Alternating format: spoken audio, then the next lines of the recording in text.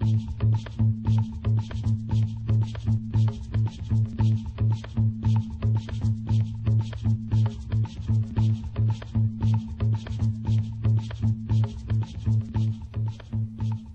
voy a presentar al siguiente expositor. Es el licenciado Guillermo Schweinheim. Le pido que se acerque al escenario. Le agradecemos su participación. Y el eje con el cual lo invitamos a Guillermo a participar en este encuentro tiene que ver con tener su visión acerca de cómo ve la acción de gobierno. Es decir, desde la visión de los responsables de la acción de gobierno, ¿cómo ve el problema de la formación de capacidades para enfrentar problemas crecientemente complejos?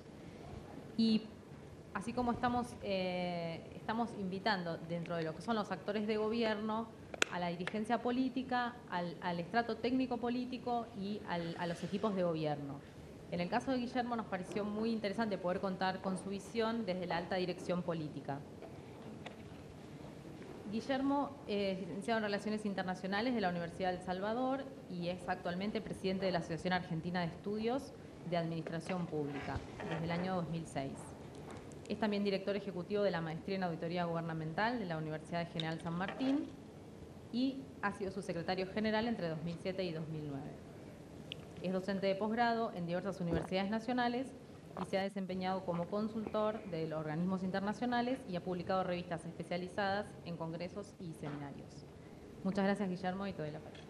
Muchas gracias.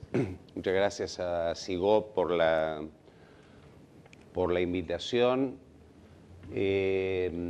Y sí, supongo que he sido invitado por haber tenido algunas responsabilidades desde hace bastante tiempo en la formación de la alta dirección pública, tanto en el Instituto Nacional de la Administración Pública como en el Tribunal de Cuentas de la Nación, también en diversas universidades, pero me vi tan apabullado por este tema que cada uno se reconocía como militante político, que voy a decir que yo también soy militante político, desde que tengo 17 años, que soy peronista y que no reniego, digamos, de mi militancia política a pesar de la expertise técnica.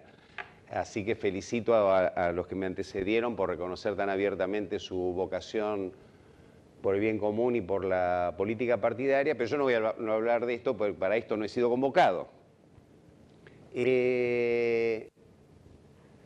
Y lo que quiero, y si bien efectivamente en algún momento tuve responsabilidades en materia de políticas públicas, de formación de la alta dirección pública, y también he participado desde distintas experiencias de formación de cuadros políticos y sindicales, yo voy a tratar de reflexionar con ustedes desde una perspectiva, si se quiere, más académica. Y no estoy representando a mis colegas de la Asociación Argentina de Estudios de Administración Pública, que agrupa a todos los expertos, profesores y responsables y actuales responsables políticos de áreas de administración pública o reforma del Estado, modernización del Estado, sino que hablo exclusivamente a título personal, más allá de que la asociación ha auspiciado fervientemente el encuentro. Bueno, efectivamente yo he sido convocado para reflexionar con tres, en todo caso, con tres cometidos, ¿no? Y es sobre el rol de ese estamento, que es la alta dirección pública, que hace la interfaz entre los gobiernos democráticos y el resto de la estructura administrativa. ¿Cuál es el rol de esa alta dirección pública en este contexto donde se están instalando nuevas prácticas que dan en llamarse de gobierno abierto? Eso es lo primero. ¿Cuál es el rol de ese estamento? Lo segundo es qué capacidades debe reunir ese estamento frente a estas nuevas tendencias en materia de gobierno abierto y particularmente en lo que tiene que ver con el involucramiento de la ciudadanía en el ciclo de las políticas públicas. Y finalmente, ¿cómo la preparamos? ¿No? ¿Cómo la formamos? ¿Cómo la preparamos? ¿Cómo la adiestramos? Bueno, esto es lo que me plantea SIGOP, o me ha planteado SIGOP. Bueno, se han dado seguramente hasta ahora algunas definiciones más o menos claras sobre el tema de gobierno abierto. La que ustedes tienen en este momento en la pantalla tiene como dos componentes.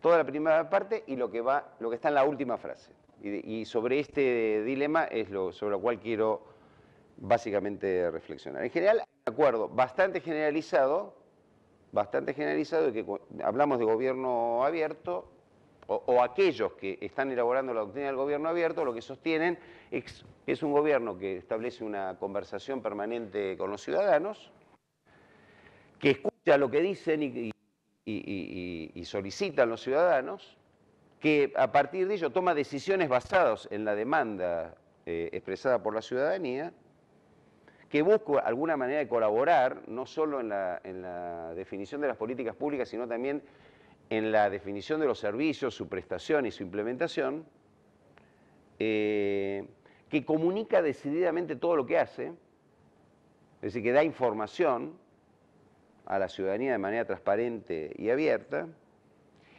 y viene después la última frase, y que posibilita la participación ciudadana en el proceso de toma de decisiones a partir de lo que se debe llamar la web 2.0, redes sociales, etc. Sobre estos dos componentes de la definición, yo voy a centrar gran parte de mi propuesta de análisis en estos 20 minutos que me quedan. Hay algunos acuerdos básicos, ¿no? En general, en los que plantean esta nueva doctrina, ¿no? Ahora, fíjense que yo estoy usando la palabra doctrina. Estoy diciendo que estamos ante la presencia de un corpus de ideas, no necesariamente demostradas desde el punto de vista científico, alguna parte de ellas sí, con evidencia empírica y con cierta construcción teórica, pero es una doctrina. Está diciendo, frente a la nueva realidad, están apareciendo o debemos hacer aparecer gobiernos abiertos. Por tanto, es una doctrina de acción, como tantas doctrinas administrativas gubernamentales que han atravesado, bueno, en realidad desde China y la India, desde los imperios de China y la India hasta nuestros días. Así que cómo los gobernantes tienen que administrar, y gobernar y administrar. Entonces es una doctrina, está lleno de deberes ser, lo que debe ser. Bueno, entonces digo, es una doctrina que en primer lugar lo que plantea es una superación del e-government.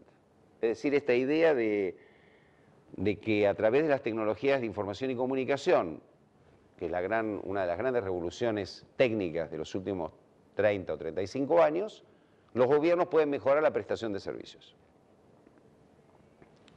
O sea que cuando hablamos de gobierno abierto no estamos hablando de e-government. La noción de e-government surge con fuerza en los primeros años 90, claramente. Bueno, los doctrinarios del gobierno abierto dicen esto es algo más, no es simplemente un Estado con tecnología de información que usa la tecnología de información para la prestación de servicios, es algo mucho más amplio. Un segundo acuerdo en la literatura plantea que el gobierno abierto supone transparencia por parte de los gobiernos en cuanto a la comunicación de todas sus acciones de gobierno, tanto sus políticas, como sus servicios, como sus costos, como sus presupuestos, como sus contrataciones y los resultados que han obtenido con los mismos. Cuando digo resultados, no solo lo que produce, sino eventualmente qué impactos se han generado con esas políticas públicas y servicios. Es decir, hay una noción de responsabilización, de accountability. Segundo, supone también un mecanismo de participación ciudadana, especialmente en el debate sobre las políticas públicas, por eso lo de la escucha y la conversación, en el debate sobre las políticas públicas, pero también sobre el control de las mismas. Es decir, que la ciudadanía puede, a través de la información que transmite el gobierno, controlar lo que el gobierno efectivamente está haciendo. Y finalmente hay una idea de que el gobierno abierto supone una colaboración activa entre la ciudadanía y los gobiernos y las administraciones públicas en la mejora y en la prestación de servicios. No solo en la mejora, no solo en la recepción de ideas de la ciudadanía de cómo mejorar los servicios que presta el gobierno, sino también incluso en el involucramiento del ciudadano común o de las organizaciones de la sociedad civil en la prestación de servicios. Bueno, sobre esto hay una un acuerdo bastante importante. Y lo último, como decían algunos de los que me antecedieron, la idea de que el gobierno abierto supone naturalmente un cambio cultural muy importante en la relación entre gobierno y ciudadanía, o debería suponer un cambio cultural importante, que lo provoca la existencia de las redes sociales. Es decir, esto efectivamente es un fenómeno de los últimos 10 años, que tiene su reflejo en no solo en la acción económica de las empresas o del mercado, sino también en la participación de todo tipo de diferentes grupos sociales y de los individuos en sentido personal, sino que también está provocando claramente, como todo cambio tecnológico implica, una reconstrucción de las relaciones entre gobierno y sociedad o entre sociedad y administración. Y que, bueno, alguna de estas ideas es que este cambio cultural supone ideas de menor jerarquía entre la administración y los gobernados, supone una vocación de la administración por aprovechar decididamente los conocimientos que tienen los ciudadanos, su vocación de colaboración, ideas que están en la base social y que muchas veces los gobiernos, por estar en la cima, no están en condiciones de percibir. Bueno, pero que este aprovechamiento supone efectivamente que esta idea jerárquica de los gobiernos y la administración están cambiando o deberían tender a cambiar. Bueno, sobre esto hay, yo diría, un acuerdo más o menos generalizado en la literatura. Ahora, también hay miradas más radicales sobre lo que significa el gobierno abierto.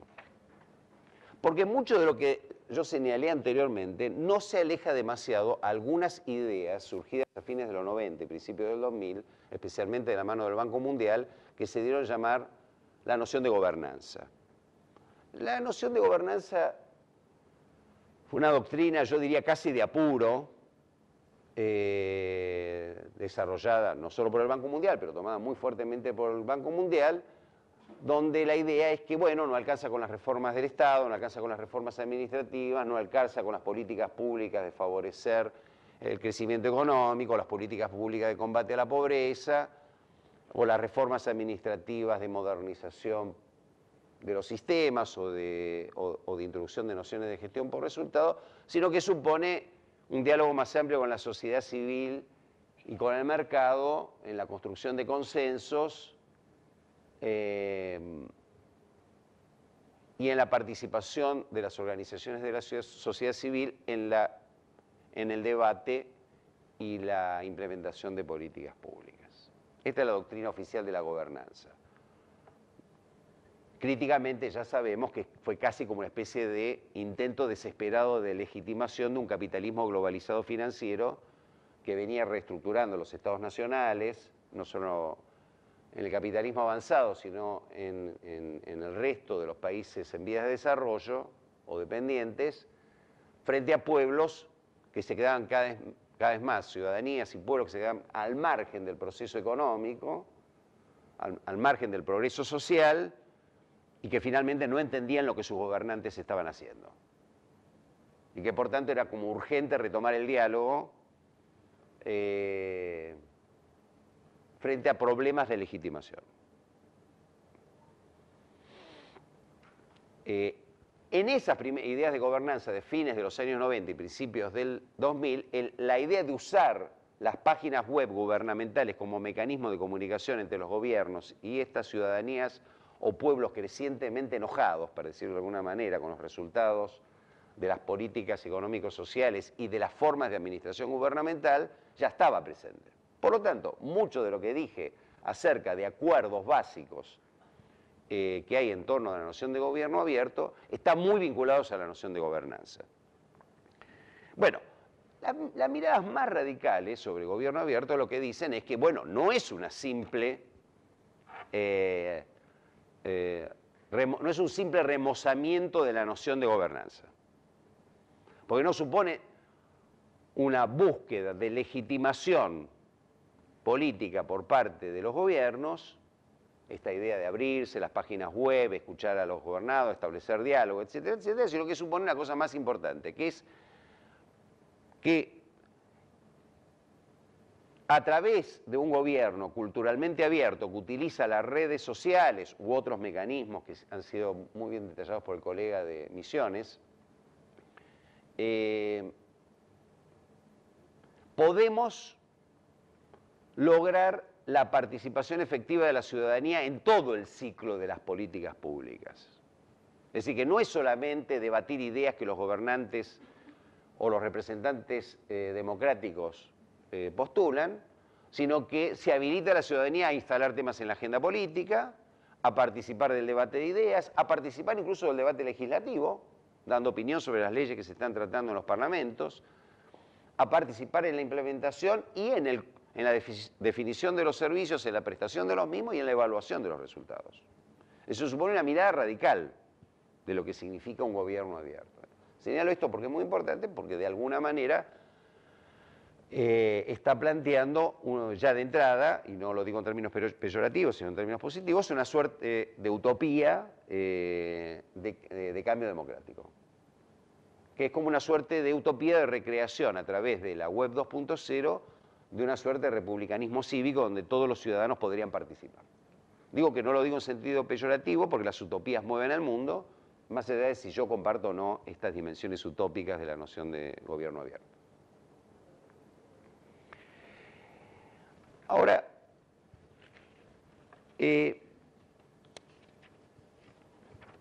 también suponen estas miradas radicales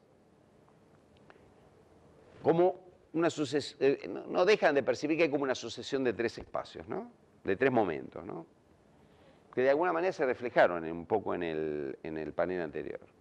Y es esta idea de pasar del e-government, ¿no? Es decir, de la aplicación de las tecnologías de información y comunicación a la prestación de servicios públicos, que implica claramente una idea de no participación por parte del ciudadano. O sea, el ciudadano recibe servicios a partir de las tecnologías de información. Y los doctrinarios de estas miradas más radicales dicen esto además habilita la manipulación de los ciudadanos por parte de los gobiernos, un nuevo tipo de manipulación. A un estadio de participación simbólica, que vendría a ser como el estadio de la gobernanza, es decir, bueno, puedo dialogar, soy escuchado, soy entendido, puedo dejar mis quejas, puedo dejar mis ideas, puedo tener voz, a un tercer momento, ¿no? Que es el estadio de la participación ciudadana efectiva. Y lo cual supone una mirada evolutiva que en gran parte, efectivamente, algunos de estos procesos se han venido dando y de hecho se están dando. Ahora bien, en la mirada más radical, tiene algunos problemas, porque la verdad si uno hace alguna escala de participación política, la verdad que los que fundamentalmente participan son los políticos, sea aquellos que ocupan cargos ejecutivos o bien cargos de representación legislativa. Por cierto, los funcionarios y técnicos de la administración. Por cierto, los expertos e intelectuales, los que participan en el debate intelectual, y los expertos y o tecnócratas que siempre, de alguna manera, remozan las tecnologías de gestión en los sectores públicos, los jueces, por supuesto. Como se decía hace un rato, las organizaciones sectoriales son las que organizaciones no gubernamentales u organizaciones sectoriales que tienden a la participación política, naturalmente la prensa y los periodistas, los interesados. Ahora, en general los interesados, los stakeholders, ¿no? Pues esto puede ir de un ciudadano común interesado, pero la verdad que los que más participan son los stakeholders organizados, especialmente los que tienen mucho poder en el ambiente empresarial o sindical. Bueno, después los ciudadanos movilizados. En general siempre hay un porcentaje importante en toda sociedad democrática, desde la Atenas clásica hasta nuestros días, de un sector de la ciudadanía interesada en la política, movilizada por la política, que no necesariamente es un político profesional. Y ahora tenemos nuevos ciudadanos movilizados. Cuando digo nuevos, estoy diciendo porque estamos ante un proceso de cambio social enorme. Tenemos nuevos identidades colectivas provocadas por el proceso de cambio de la sociedad industrial desde los 70 hasta la aparición de este nuevo tipo de sociedad, red postindustrial, globalizada, impactada por el neoliberalismo o como lo quieran llamar. Y efectivamente tenemos nuevos ciudadanos movilizados. desde los jóvenes de clase media, universitarios, los pueblos originarios, por ejemplo en América Latina, muy sometidos a la dominación a lo largo de siglos, las nuevas identidades de género, los movimientos sociales de sectores que fueron excluidos a lo largo del proceso neoliberal y de ajuste capitalista desde el 75 hasta las crisis de fin de los 90 o principios del 2000, o que estamos todavía viviendo hasta el día de hoy. O sea, tenemos nuevos ciudadanos movilizados. Y después tenemos al conjunto de los ciudadanos. Todos estos niveles están en la web 2.0 con mayor o menor grado de participación. Pero lo importante es que no todos tienen un nivel de participación en las expectativas que los doctrinarios del gobierno abierto tienen. Con lo cual, la verdad que la evidencia histórica muestra, y la evidencia empírica actual muestra, que siempre ha sido, en cualquier contexto tecnológico o de método de participación política o de método de organización de la democracia, una minoría la que participa. Por supuesto que hay momentos de gran movilización social y que esto eventualmente puede también incluir la web 2.0, pero estos son como picos, digamos, de movilización. Y esto obviamente supone un problema, ¿no? O sea, están todos en la web, ¿no? Los poderes tradicionales, naturalmente, están acostumbrados a la no participación de la ciudadanía. Seguirán en la web y tratarán de seguir manipulando a los sectores populares y al ciudadano común a partir del nuevo contexto tecnológico. No van a fácilmente abrirse al proceso decisorio. Eventualmente pueden estar abiertos, y de hecho lo están en este momento, a buscar que este nuevo contexto genere mecanismos de participación simbólica, que aumente los niveles de legitimidad de las acciones de los gobiernos. Eso seguro.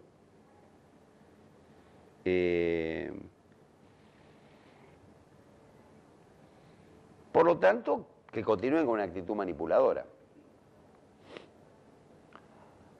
Además, en el tema de la doctrina radical, hay un problema importante que es un problema en cuanto a la participación política plena, que es en la diferente perspectiva epistemológica de todos estos grupos. Bueno, la doctrina del gobierno abierto viene a decir que la conversación entre gobernantes y gobernados, o entre el gobierno y los ciudadanos, la administración y los ciudadanos, puede justamente evitar estos clivajes epistemológicos.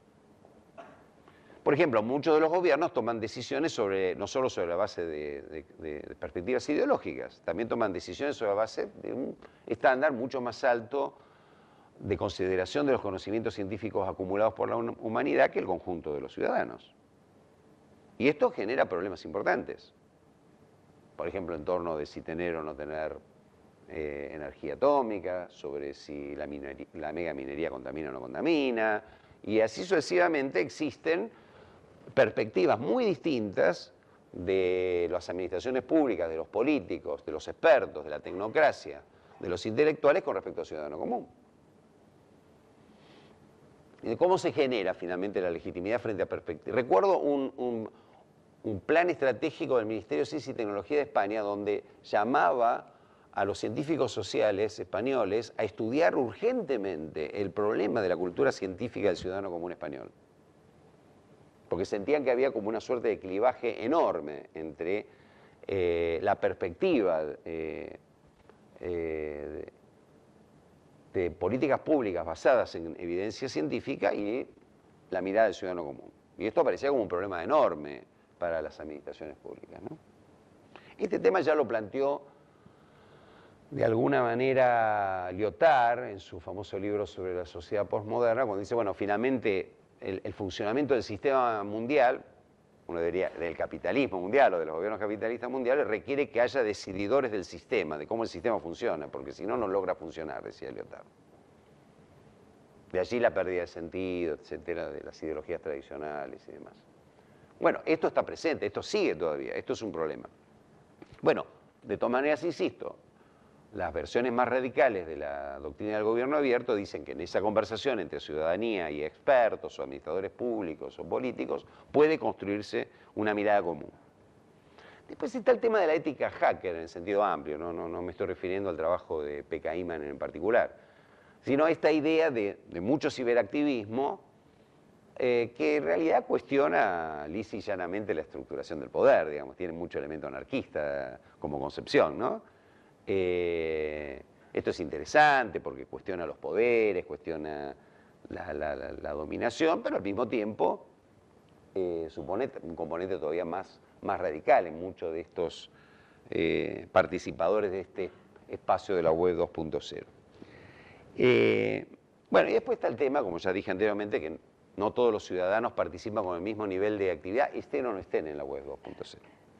Bueno, por lo tanto, algunas conclusiones parciales de qué es lo que está significando el gobierno abierto en los países del capitalismo avanzado. Para mí estamos claramente frente a una nueva doctrina administrativa. Insisto en esto de doctrina, no tenemos evidencia científica ni estudios científicos serios acerca de si estamos frente a una tendencia o no. Estamos frente a una doctrina de las democracias avanzadas que intenta atender básicamente el problema de las crisis del funcionamiento de la democracia, que la estamos viendo muy claramente en Europa en estos días, y por otro lado, la presencia de ciudadanos activos en la web 2.0.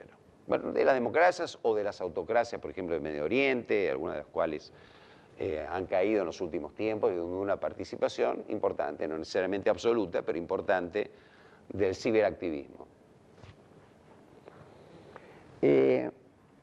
Para los que detectan actualmente el poder, esta nueva doctrina puede ser un nuevo mecanismo de gobernanza y legitimación.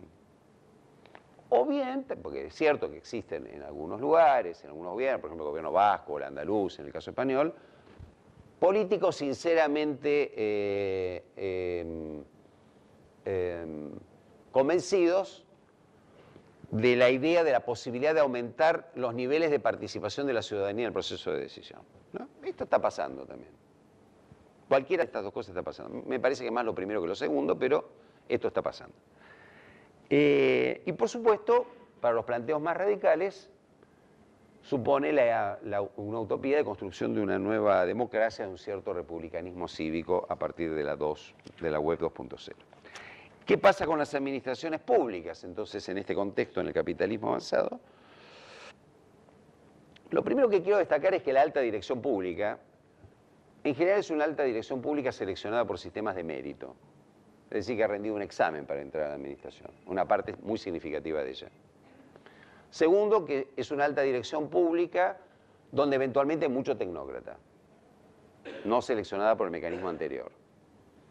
O en aquellos lugares donde prendió la idea de la gestión por resultados o la gerencia pública, por gerentes públicos por contratos de resultados. Esa es la naturaleza de la alta dirección pública en el capitalismo avanzado. Alta dirección pública que ya en la década pasada incorporó la noción de e-government. Hasta ahí llegó. En menor medida, esa alta dirección pública fue impactada también por estas ideas de la gobernanza, es decir, de cómo reconstruir una legitimidad frente a sistemas democráticos que toman decisiones de reproducción del capitalismo financiero europeo y que necesitan mecanismos de legitimación frente a ciudadanías que están cada vez más disconformes con lo que está pasando y lo vemos en estos días. O sea, ese nivel de alta dirección pública incorporó en menor medida esta noción de gobernanza.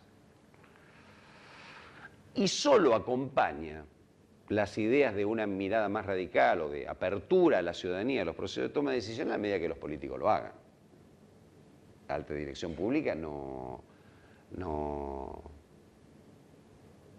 ya no es una burocracia al estilo weberiano, pero de todas maneras sigue siendo el brazo ejecutor de la política democrática. O sea, si los políticos avancen hacia ideas de gobierno abierto, entonces ese nivel avanzará.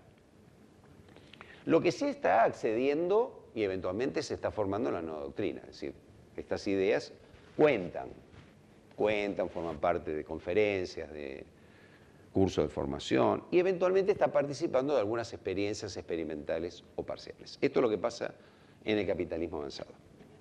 Ahora, ¿qué es lo que está pasando en América Latina? Bueno, tenemos una recepción reciente de la doctrina del gobierno abierto, ¿no? En un contexto donde ya no tenemos la democracia de los 90, tenemos otro tipo de democracias. Algunas todavía son del tipo de los 90, por el lado del Pacífico, ¿no? Perú, Colombia, Centroamérica, México, el Caribe. Bueno, o sea, todavía muy influenciadas por el impacto del neoliberal. Pero también tenemos democracias sociales desarrollistas al estilo brasilero, o tenemos democracias que yo llamaría neonacional populares al estilo argentino o al estilo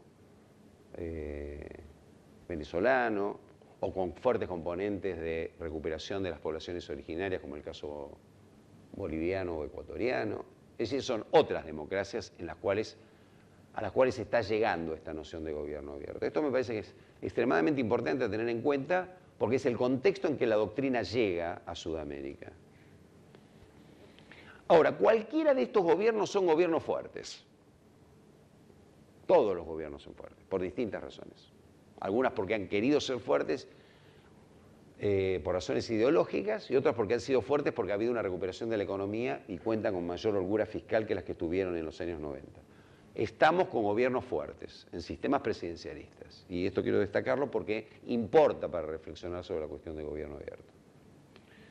Estamos también en un contexto de reconfiguración de partidos políticos y movimientos sociales. Hoy están gobernando partidos políticos y movimientos sociales que hace 10 años atrás no estaban gobernando, o que tenían otra configuración. Y que además lucharon fuertemente para llegar al gobierno, durante mucho tiempo. Tanto desde el punto de vista en su estadio de movimiento social o como partido político organizado. Bueno, por cierto, con distintos niveles, las ideas del e-government, como planteé anteriormente, y de la gobernanza llegaron a América Latina en los 90. Eso está ahí dando vuelta.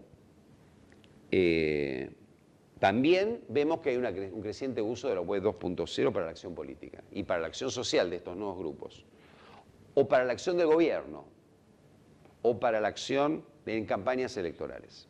Esto está pasando. Por cierto que esto también supone importantes tendencias a la manipulación, ¿no? Del uso de este nuevo contexto tecnológico para la manipulación. Y eventualmente hay mucho ciberactivismo, ¿no? Porque también aquí hay nuevos grupos, nuevos sectores etarios, nuevos grupos de género, nuevos movimientos sociales, etcétera, que han aprendido a usar este espacio para la acción política y social.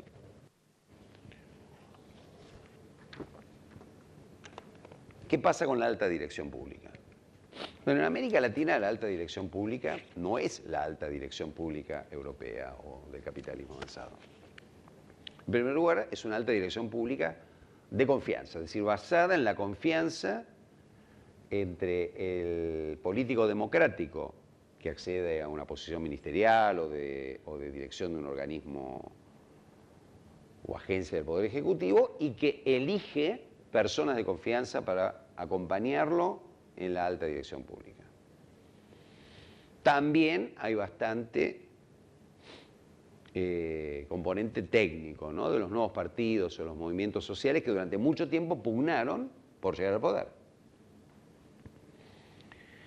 Queda todavía dando vuelta porque hubo mucha gente involucrada en cambios tecnocráticos de los años 90, ahora reconvertidos, eventualmente con otras orientaciones de política pública, pero hay mucha gente que se formó en una perspectiva muy tecnocrática y que está en los gobiernos.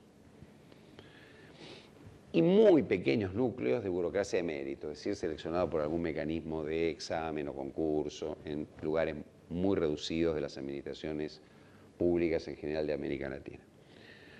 Cada uno de estos tipos representa desafíos distintos para la incorporación de la noción de gobierno abierto. Por ejemplo, directores de confianza política o técnicos que ocupan cargos de alta dirección que son de los partidos o los movimientos sociales, que pugnaron durante mucho tiempo para llegar con sus ideas y su ideología y finalmente lograron la representación ciudadana. Y han hecho políticas públicas en general a favor de sectores sociales o populares desfavorecidos y que han vuelto a ser reelectos. ¿Qué razón tendrían para adoptar modos radicales si finalmente su lucha política y social e ideológica durante mucho tiempo finalmente fue convalidada por el voto ciudadano? ¿Qué razón tendrían? Bueno, podrían tener razones de mejorar los mecanismos de escucha, como decía el compañero que estaba en la mesa anterior, diciendo bueno, que no solamente lleguen las ONGs tradicionales, sino otro tipo de sectores. Pero en principio son gobiernos que se sienten, o funcionarios que se sienten que están formando parte de proyectos políticos o populares que gozan de alto nivel de representación y que están pudiendo interpretar los anhelos o los sueños populares y ciudadanos. Bueno, a los tecnócratas les gusta bastante poco que el ego opine. Lo mismo que a la burocracia tradicional de mérito. O sea que cada uno de estos niveles tiene algún desafío distinto de cómo incorporar la filosofía o las nociones de gobierno abierto. Pero esta alta dirección pública, este nivel, sí tiene, por supuesto, unos desafíos, porque la doctrina existe, las ideas circulan. Por ejemplo, estamos en este lugar. Bueno, como mínimo lo que tiene que hacerse es cargo de la nueva doctrina. Así, bueno, esto existe. Si esto existe, va a haber mucha gente que difunde estas ideas, que pugne por estas ideas, que pelee porque los gobiernos sean más abiertos. Es decir, la doctrina existe, tendrá más o menos fundamento científico, pero lo que importa no es si tiene o no tiene fundamento científico, lo que importa es que la doctrina existe, hay gente que milita la doctrina, y eso algún impacto en los gobiernos tendrá. Lo otro que tiene que hacer es incorporarse a la web 2.0, eso está claro, digamos. Nadie que se precie de querer gobernar hoy puede estar afuera de la red, tiene que estar en la red. Por la red circula información, conocimiento, opiniones de la gente, perspectivas, etcétera. Y por tanto esto lo tiene que dar algún nivel de apertura a los ciudadanos que están movilizados en torno de esto. También puede ser un mecanismo de construcción de legitimidad. También puede ser utilizado, como de hecho se hace en la lucha por las orientaciones de las políticas públicas. Y se tiene que hacer cargo que estos ciudadanos movilizados también ejercen un control de hecho a partir de la web de las acciones de gobierno. Otra cosa que está compelida a utilizar es que tiene que realizar una nueva síntesis. No solo con respecto a las doctrinas que imperaron en los 90, ¿no? Estas cosas de la reforma de los sistemas administrativos o la gestión por resultado o el e-government o la gobernanza, y ver cómo esto se mezcla con estas nuevas ideas de gobierno abierto, sino con respecto a doctrinas muy propias del tipo de gobierno que tenemos en esta década en América Latina, que no tienen ninguna formulación doctrinaria, pero que están sucediendo de hecho. Por ejemplo, son gobiernos que creen que tienen fuerte legitimidad para tomar decisiones en el nombre del pueblo. Hay fuerte concentración de poder en estos gobiernos. Es un método de acción política y administrativa. Nadie ha elaborado una doctrina con respecto a esto. Sí por ahí alguna interpretación teórico-política, pero no de doctrina administrativa. Y esto existe. O, por ejemplo, en el caso boliviano, donde hoy se está hablando de una gestión pública plurinacional y pluricultural. ¿No? Bueno. Por supuesto tiene que aumentar la escucha. Y otra cosa que tiene que saber es que se tiene que preparar para la incorporación de técnicos o profesionales que militan los valores del open source y del open government. Esto pasa. Esto pasa. Conozco casos de chicos programadores, un caso muy interesante de un chico programador que se le ocurrió programar para teléfonos inteligentes una vinculación con la web de la ciudad de Buenos Aires para que uno desde el teléfono supiera dónde había bicicletas disponibles. A las 2 semanas ese muchacho estaba trabajando para el gobierno de la ciudad. Y esto plantea un dilema, que es ¿cuánto del ciberactivismo luego se va a incorporar como funcionario público o incluso como dirigente político? Y entonces ya está del otro lado del mostrador, para decirlo de alguna manera.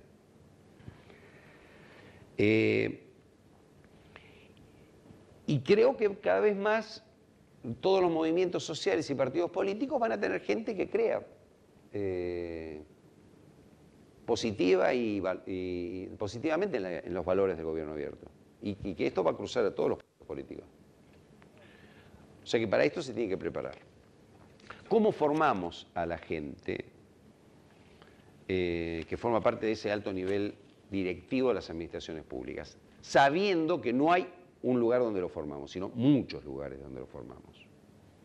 No solo están las escuelas de formación administrativa, no solo están las escuelas de formación política de parte del Estado, sino los ámbitos de los propios partidos políticos donde se forman los cuadros y las universidades. Entonces, me parece que algo que tiene que pasar es una incorporación conceptual y tecnológica crítica de la doctrina. Cuando digo crítica, es decir, tiene este origen histórico, tiene estas ideas, tiene estos componentes utópicos, utiliza estas herramientas tecnológicas, sepa qué pasa. ¿Qué quiero decir con esto? No vendamos acríticamente las doctrinas del gobierno abierto. Formemos a la gente mirada crítica sobre una doctrina que no es nada más que una doctrina de gobierno y de administración, originada del contexto que dije anteriormente. Segundo, me parece que es más interesante formar a la alta dirección pública en un debate democrático crítico. Es decir, que la gente que está en esas posiciones que se supone que son técnicas, o que tiene un fuerte contenido técnico, o de ideológico en el sentido de formulación de políticas, participe o sea formada en el debate democrático, en el debate sobre la participación, la apertura de los gobiernos, la evolución de la democracia, la reconfiguración de la ciudadanía como fenómeno histórico. Porque si formamos a la alta dirección pública en teoría política, para decirlo de alguna manera, en el debate democrático, estará en mejores condiciones de poder evaluar críticamente estas nociones sobre gobierno abierto, etc. Otra manera indirecta, que lo sugirió el colega también de Misiones, es formar indirectamente. Es decir, bueno, si yo formo a la gente a la alta dirección pública, por ejemplo, gestión del conocimiento, no solo va a aprovechar el conocimiento que está dentro de la organización pública, de los empleados, los funcionarios, etc., sino va a tender a aprovechar el conocimiento que la ciudadanía tiene y que puede servir en el proceso de formulación de la política. O formarla en la gestión en red. Hoy todo el mundo gestiona en red y esto supone valores acerca de la naturaleza de la gestión pública que puede volver más proclives a este nivel directivo de la administración a, por lo menos, estar más abiertos a escuchar la opinión ciudadana. Sintéticamente, entonces mi impresión es que estamos, una vez más, frente a una de las tantas doctrinas administrativas que han aparecido a lo largo de esta ciencia técnica de la administración pública, que responde a un contexto histórico y tecnológico de crisis de la democracia, movilización de la ciudadanía y aparición de la web 2.0, que tiene interesantes componentes prácticos de cómo mejorar la relación ciudadanía-administraciones públicas, que tiene componentes utópicos ciertamente muy importantes en materia de republicanismo cívico, y que como mínimo debemos hacer muchos esfuerzos para que nuestros altos funcionarios públicos, cualquiera sea su origen, como mínimo sepa que esto va a impactar su acción cotidiana. Muchas gracias por su atenta escucha.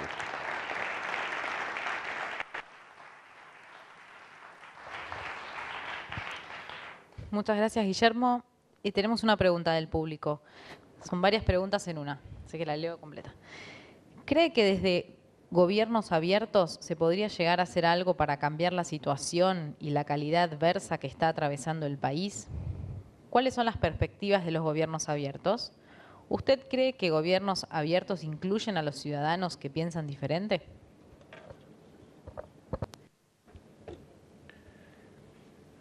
Bueno, lo primero que debo decir es que, por todo mi discurso anterior, tomo a la doctrina del gobierno abierto como una doctrina más y, por lo tanto,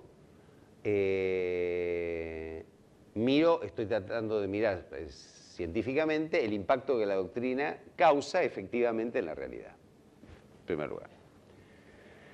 En segundo lugar, si siguieron mi análisis, gobiernos fuertes y que hacen de, digamos, un método administrativo decisionista y con el cual han hecho transformaciones muy significativas en América Latina en los últimos años, Mi impresión es que tienen, por cierto, dispositivos de sus movimientos políticos en la red que les permiten captar y escuchar lo que sucede en distintos lugares de la ciudadanía, pero también actuar en ese espacio de lucha. Por tanto, si digo actuar, estoy diciendo con vocación legitimadora de su acción y vocación también manipuladora. Y la verdad que no tengo opinión formada acerca, bueno, primero no tengo opinión formada acerca de si esta utopía del gobierno abierto originado en países de capitalismo avanzado efectivamente es una solución para el caso sudamericano. Y adelanto que no, que mi perspectiva particular es que no. Pero admito que otros puedan pensar distinto que yo. Pero en segundo lugar, tampoco veo que haya predisposición contextual y fáctica y de naturaleza ideológica favorable a avanzar más allá de aumentar el nivel de escucha de la voz de distintos sectores populares como elemento para la toma de decisiones públicas y utilizar estos mecanismos como mecanismos de legitimación. Yo no lo veo. No veo que estemos en un contexto que vaya a avanzar más que esto. Puede ser de que en el futuro esto cambie, pero mi impresión es que en el actual contexto es así. Y aun cuando no cambiara, repito que no soy no vengo acá a defender a la doctrina del gobierno abierto, vine a hacer un análisis crítico como experto en administración pública sobre esta doctrina administrativa. Así que no me sentiría en condiciones de contestar alguna parte de la respuesta, que supondría que yo comparto esos valores del gobierno abierto, cosa que por ahora lo que estoy haciendo es mirándolo, mirando la evolución de la doctrina. Lo que sí creo que en cualquier condición, cualquier democracia, con cualquier mecanismo de escucha a la ciudadanía, sea a través del voto, mecanismos de consulta, participación de ciudadanos organizados y movilizados, ahora escucha en la red, ahora uso de estos mecanismos para mejorar el accountability o la legitimación o la participación ciudadana en la política. Siempre esto ayuda porque supone ir mejorando o complejizando la naturaleza de la participación ciudadana. ¿Sí? Lo que no creo es que efectivamente podamos ir hacia una concreción fáctica de la totalidad de las dimensiones de la doctrina, como en realidad no ha sucedido con ninguna de las doctrinas administrativas que han recorrido la historia de estas ideas, ¿no? Muchas gracias. Listo. Bueno, muchas gracias por su atención, ¿eh?